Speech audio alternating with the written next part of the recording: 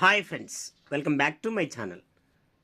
నేటి ప్రశ్న కింది వాటిని జతపరచుము. వన్యప్రాణుల అభయారణ్యం, దాని ప్రత్యేకత అడిగాడు ఫ్రెండ్స్.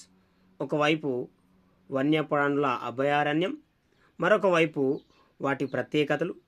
కవ్వాల అభయారణ్యం, శివరాం అభయారణ్యం, ప్రాణహిత అభయారణ్యం, ఏటూరు నాగారం అభయారణ్యం.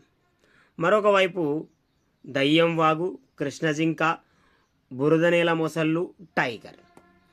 ఇక్కడ సరైన జతను మనం ఒకసారి చూస్తే మనకందరికీ తెలిసిందే, శివరాం అభయారణ్యంలో మొసళ్ళు పెరుగుతాయి, బురదనేల మొసళ్ళు ఉంటాయి. వాటి ప్రత్యేకత మనం చూస్తాం. ఇక్కడ 2C ఎక్కడ ఉంటే అది మన ఆన్సర్గా మనం చెప్తాం.